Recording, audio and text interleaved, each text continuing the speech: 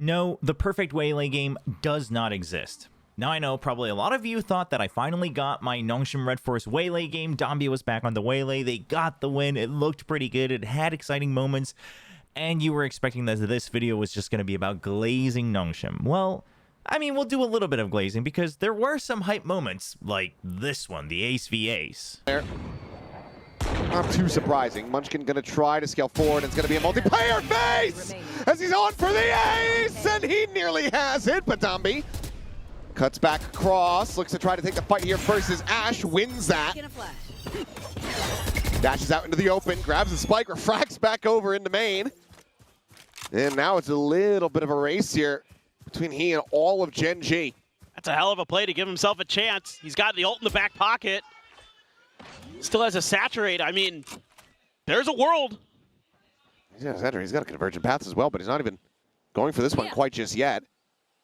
He's chasing forward. Foxy9 watching the angle here for the moment. Loses it. Swing on the corner. Ace v Ace. He's got him flown, and Dambi collects it. Steals it away from Munchkin. I said it. She's waiting. You did. I don't know if I've oh ever my gosh. seen a round where the final She's kill gold. was Ace one way or another. That is outrageous stuff. But at the end of the day, it still didn't quite fill that void that I've been looking for, where I just think that Waylay's potential hasn't fully been unlocked. So today we're going to take a look at a couple examples where I do think that Waylay research has made progress. We've kind of taken steps forward. We've figured out how to use Waylay a bit better. We've seen it really click for some of these teams. And then at the end, I'll also briefly discuss what else I want to see from Waylay, where else I think you can go further to really reach the full potential. So here we have DFM on the attack on Corrode. Now, those of you who have been watching my content or our watch parties, you know that I've been quite upset with Meiy and how he plays the Waylay. And primarily it was the fact that he's putting up these crazy numbers, but how much of it is really because of the agent usage versus how much of it is just Meiy is fragging out and is just outperforming other people on the server. That's not to take away from, the fact that they are using the Waylay. It's not that he's using Waylay like wrongly or anything like that, but I do think it kind of just skews the image of how should you be using this agent, and are other people going to get the wrong idea. But I will say, going back and watching the VODs, there's some credit due here with how they were able to maximize the burst potential and also combine the aspect that you do have a guy like Meiy, you can use him as a very strong spearhead, and then you're still able to work that into your overall game plan where you have a couple extra failsafes. So let's take a look at this bonus round. Right now, DFM prepping to attack on the B side if you take a look at the minimap up here, and their weaponry not too bad, right? Just pretty average. You've got two Vandals and then you got an Outlaw carried over. They took a little bit of damage on their anti-eco. They're not going to overinvest into this. They're looking to just go for a straight-up burst. You already see the Viper being played by GN starting to make his way back over as well. Early on in the round, you had two people peeking into mid just to try to create some pressure, see if there's a fast push out, and then now they will all be prepping. So let's let this play out and see what happens. Space for DFM to group up together around this B side. So Clone goes in, checks for the shear wall. It's not there. You're not getting any reaction. Shiro's going to actually take a nice position here behind the ledge and the box. Meanwhile, Saturate comes in, doesn't quite hit him. Meiy still gets a kill. And while his teammates are getting slowed down a bit, the util just doesn't stop. All right, so let's take a look at this a little bit slower. We had the clone that went in earlier to check for the shear wall. It's going to dissipate here. And then if you look in the top right, my camera is covering it a little bit, but there is a smoke about to bloom on Heaven. So you've checked that there is nothing here that's blocking your entry, right? We know that on the minimap. We can see that the Razor Vines are still there. So they will be slowed, but you're not going to just be impossible to provide support for Meiy. And then worst case, he has the Refract ready so you can come back out. You're covering Heaven, and then at the same time, the Saturate from the Waylay, the slow is going to come in and hit this corner. So basically, anyone who's holding this angle, they're going to be slowed or they're going to be pushed out so that he can just dive deep into the site, use these boxes as extra cover, and clear out the back line. If we let this play out, you're going to look at the silhouette of the Yoru. He throws his flash, and what I do want to give credit to here is that it's very well timed. right? Meiy is literally going alongside the flash as it bounces, and then when it pops, Meiy is just one step ahead. So he only gets half flashed. Anyone standing here, right? Anyone in this corner, anyone standing here, I mean, you're all getting flashed. Miraculously, I think Shiro has an incredible position here where he's not going to get full flashed, right? He's standing behind the boxes, so he's not going to get tagged by that, but overall, the set play idea is very good. As the flash goes in, so we see Shiro not tagged with it at all. Paranoia clears out this corner even further. It's going to actually go all the way towards this connection all the way to CT. And so full coverage on the left side, and then the flash gives you brief coverage while you're dashing in. Mei's going to land in an angle where he's only fighting the back site. Now, if you look at this fight, well, just in case it went by a little bit quick, so we'll slow it down even further. Meiy actually just doesn't stop moving. He takes 2 extra steps right as he lands. Now, yes, as more people get used to the Waylay, these are the things I'm talking about. That type of stuff should get punished, right?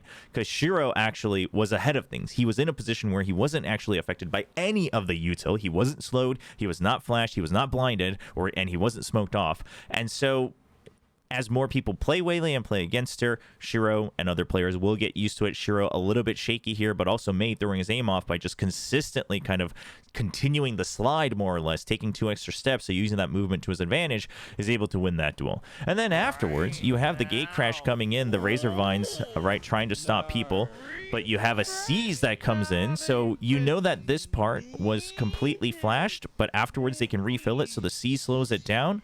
And you see now the neon relay bolts are coming in. The Omen's able to get over the Razor Vines. And then everyone else is going to come in through with the Haunt up in the back corner. So this just continuous layering of utility where you're going to basically use the Waylay kind of as another piece of util as well. It's just very deadly. Works out, and the timings are all really good. And quite frankly, credit to Meiy as well. You know, getting used to that movement when you land to take advantage of the faster gun speed, right? The rearm speed is very, very good.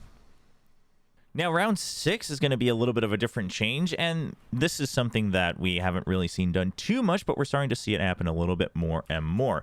If you take a look at the minimap, Waylay and Yoru are stationed in mid. We're going to see the Haunt thrown up, the gate crash is coming out, and now we're going to let this play out a little bit slower.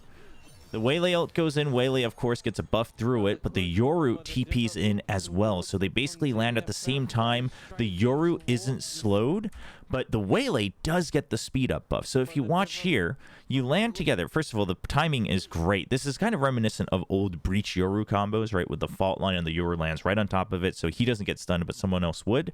So you're clearing out mid. Everyone else would be slowed, but the Yoru, not affected by it, pops in on the corner. The Waylay scouting it ahead of him so that he can turn around and take the fight alongside the Waylay if he needs. But meanwhile, now Waylay has a speed buff because of that ultimate.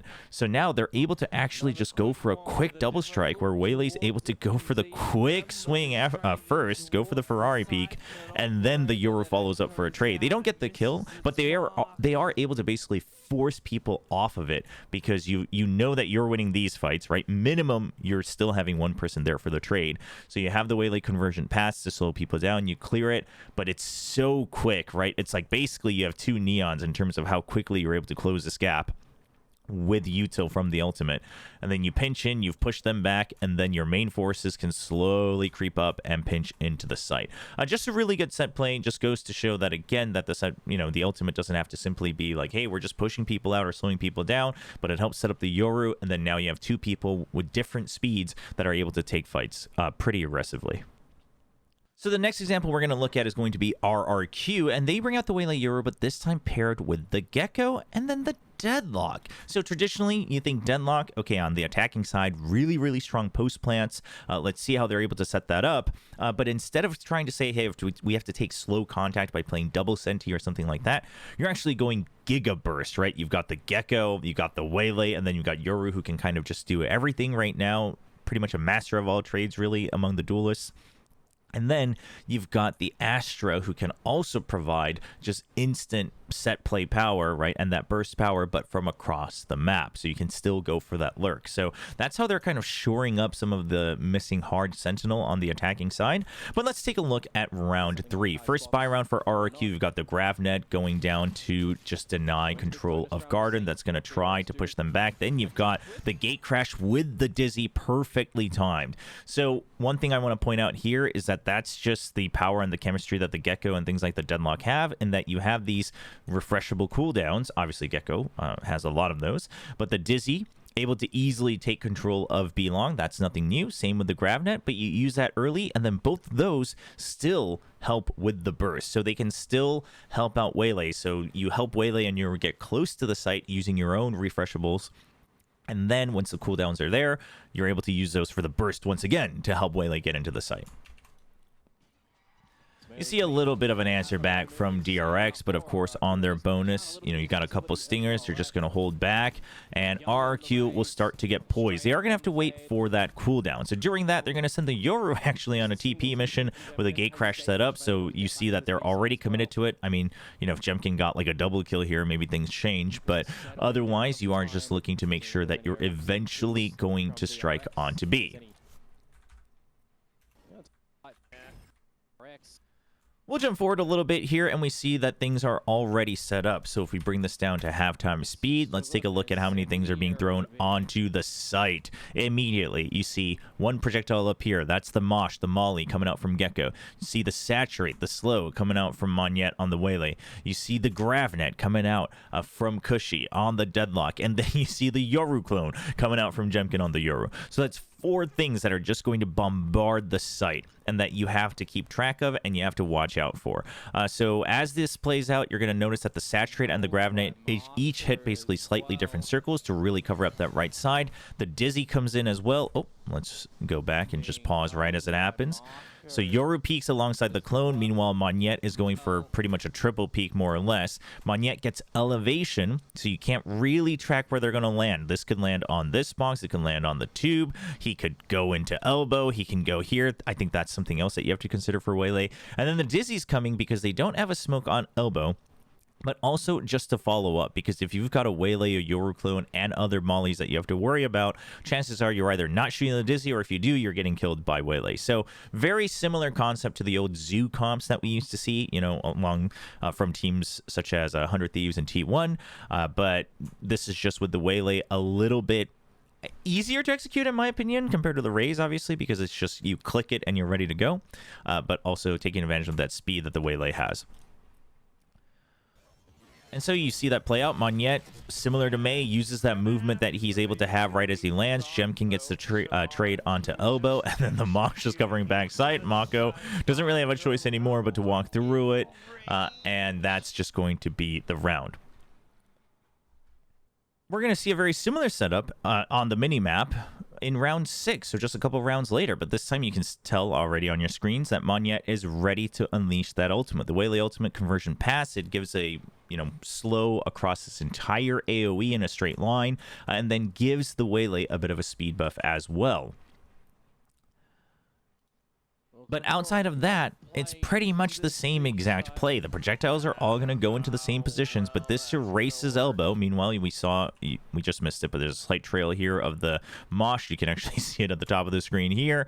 We're going to see the Gravnet come in. You'll see the Saturate come in. So all of these to make sure that the Waylay is able to get in safely. But something that's interesting here is while Xfero is on the other side, he's going to be ready to help smoke things off. You see the 2 stars come up. So the smokes make it look like you just want to ignore elbow and you're going into sight, but Monyet instantly goes into elbow, and he will take this fight and he'll win it. Meanwhile, the showstopper's already been used by Hyunmin to try to stop the second line of attack, but he got dizzied on the way as well, so that doesn't really find the value that you want.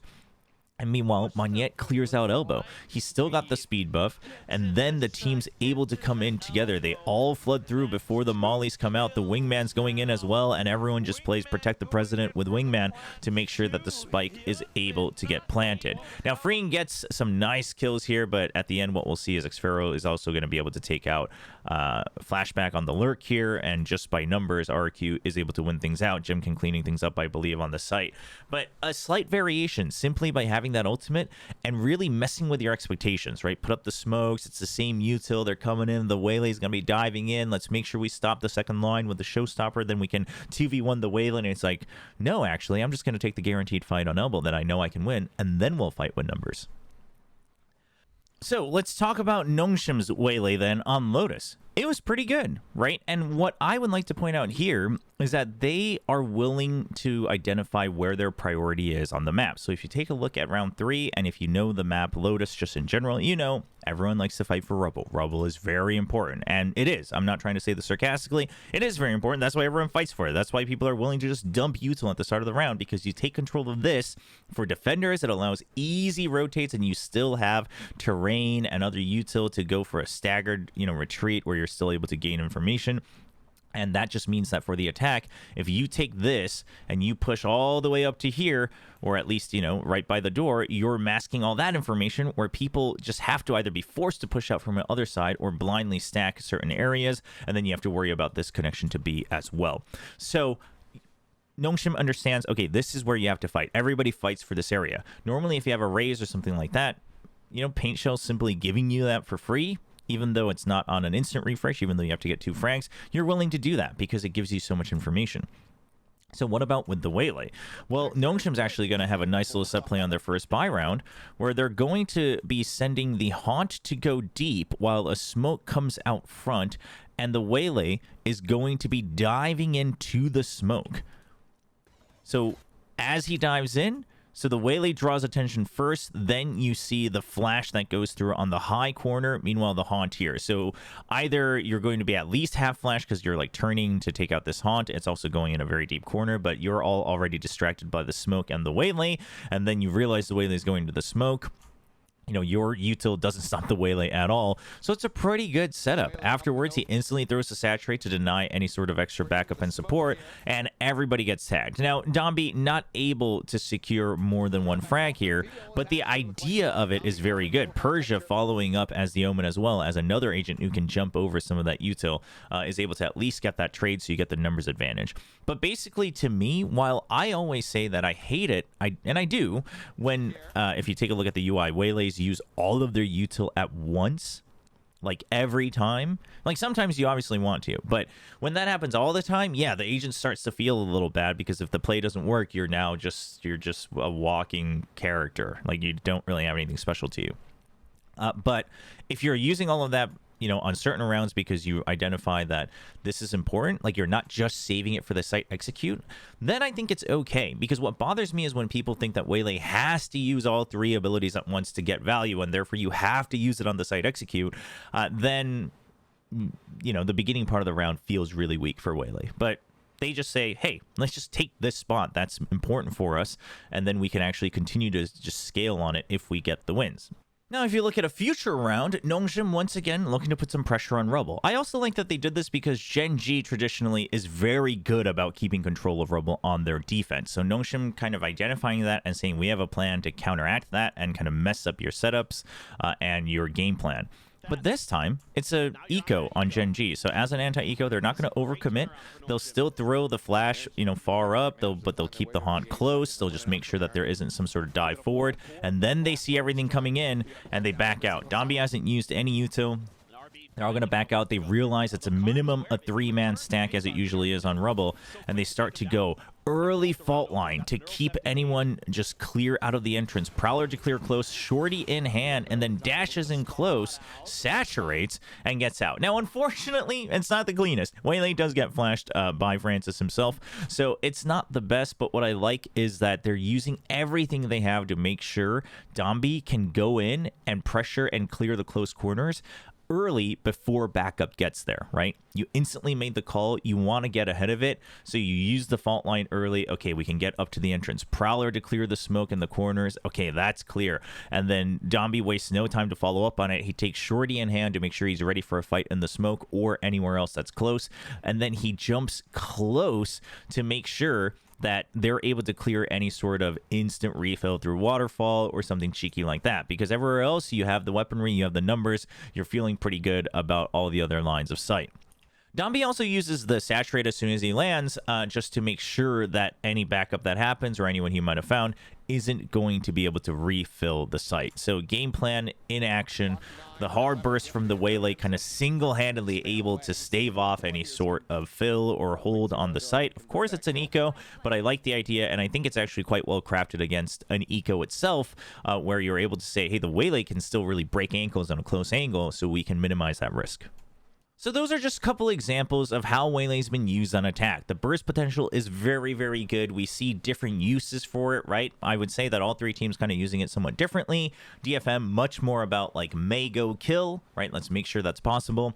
Meanwhile, we saw RRQ much more about let's just like flood the site. The Waylay's going to open up the way, but that adds to the overall burst and set play, and then we're going to play post plant. Meanwhile, you have RRQ, who I really think this was primarily just used against Gen G specifically, where you say, hey, you guys like to fight Rubble? Well, we've got something for you. We've got this hard burst that we can just take the Rubble control with, and then we can continue to scale up on speed. So using that Waylay to basically kind of be your extra scout to clear corners, but Dambi also pops off in this game. All kind of similar, though. All very bursty. All about the set plays, the mini set plays, 3-man set plays, 5-man set plays, whatever else it might be. And that's where I think Waylay's still a bit lacking. Because quite frankly, the defense side, I think, has been looking quite good in multiple regions. I would say not just these teams. These teams, I think, piloted it pretty well on the defensive side as well. You take a look at the first match of Stage 2 for PERFECT. They come back and suddenly Forsaken's playing Waylay on Haven, and I was impressed because the defense was so good. Forsaken was using the Waylay so well. Some rounds he was using it like a chamber. Other rounds he was using it like a neon. Other rounds he was using it like a jet. It looked really good on defense. And then on attack, they didn't quite know how to approach a site at all. But then you take a look at Team Heretics in EMEA. The set plays that they had on defense on Corrode. Very, very impressive. Lots of different lineups and things like that. And if I'm not mistaken, I remember hearing that they didn't have that much practice with it either. So who knows? The potential is still through the roof. So I think defense is quite well figured out. I think everyone knows on paper immediately, like, defense is more apparent. It seems stronger on defense, and I think primarily it's because it seems more apparent. But my question is how are we going to transfer what the strengths we're seeing on the defense into the attack, right? Because to me, I think that versatility is the true strength of Waylay. The versatility of being able to just play a little bit more macro, play contact-heavy aggro, and then play these bursts, right? And maybe sometimes you're fighting for the close aspect first instead of the site execute. Depending on your composition, maybe you are planning for that post plant. Other times you're not. You're using this for the fakes, whatever else it might be.